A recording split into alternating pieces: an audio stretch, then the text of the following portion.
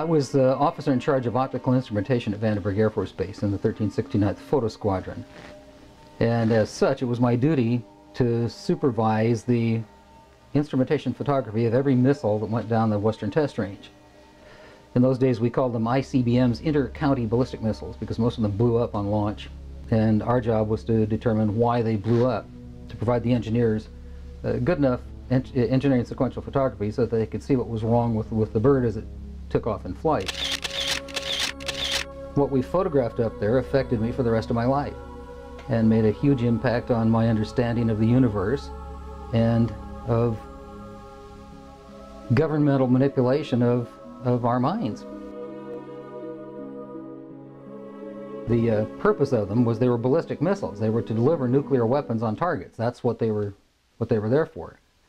We weren't launching real nuclear weapons, we were launching dummy warheads. They were the exact size, shape, and dimension and weight of a nuclear warhead.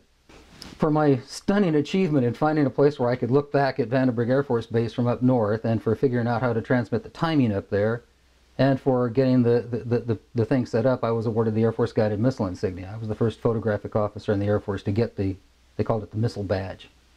And it was a highly coveted thing at the time. It was definitely in 1964. Because Florence Mansman confirmed that, and he knew. He had written it down and knew the exact date of it. They counted down the missile. We heard engine ignition, lift off. We knew the missile was underway. And we were looking down southwest, and the missile popped up through the fog. It was just beautiful. And I hollered, "There it is!" And our guys on our M45 tracking mount with 180-inch lenses on it got it. And the big BU telescope swung over and got it, and we followed the thing, and sure enough, we could see all three stages of powered flight as they burned out and dropped away. And then, of course, to our naked eye, all we saw was a smoke trail going off into subspace as it headed off toward its target, which was Eniwetok Island, Eniwetok Atoll. So we whooped and shouted and heard the film wrap off in the BU telescope, and figured, well, that was our first big deal, and we got it. We sent the film back down to Vandenberg, and I don't know exactly how long it was after the event. It might have been a day or two. I was called into Major Mansman's office at the 1st Strategic Aerospace Division headquarters. And I walked into his office, and they had a screen and a 16mm projector set up. There was a couch, and Major Mansman said, "Sit down," and there were two guys, as I recall, two guys in gray suits, civilian clothes, which was fairly unusual. And Major Mansman said, "Watch this," and turned on the film projector. And I watched the screen, and there was the launch from a day or two before at Big Sur.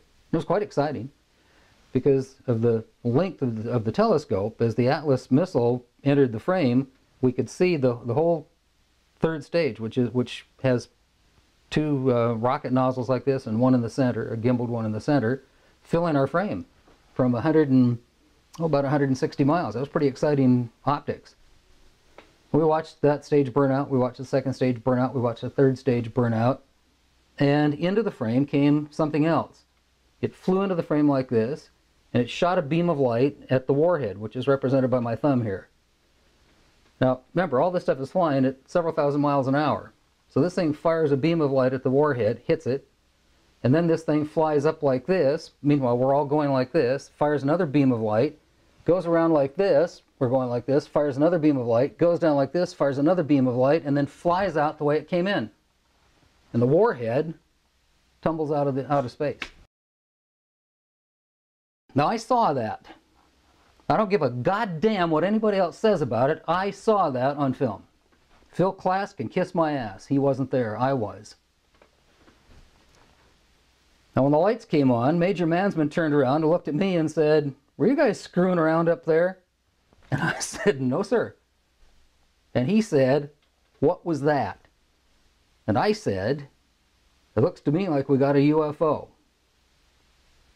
Now, the thing that we saw, this object that flew in, was circular, was shaped like two saucers cupped like this with a ping pong ball on top. The beam of light came out of the ping pong ball.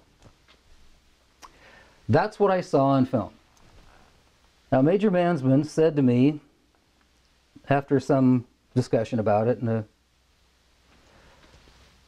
He said, "You are never to speak of this again. As far as you're concerned, this never happened." And I said, "Well," and he said, "I don't need to emphasize the dire consequences of a security breach, do I?" And I said, "No, sir." And he said, "Fine, this never happened." As I started for the door, he said, "Wait a minute." He said, "Years from now, if you're ever forced by someone to talk about this, you are to tell them it was laser strikes, laser tracking strikes." Well, in 1964, we didn't have any laser tracking strikes. We didn't have any laser tracking at all. Lasers were in their infancy in 1964. They were little playthings in laboratories. So I said, "Yes, sir," and walked out, and that was the last I talked about it for 18 years.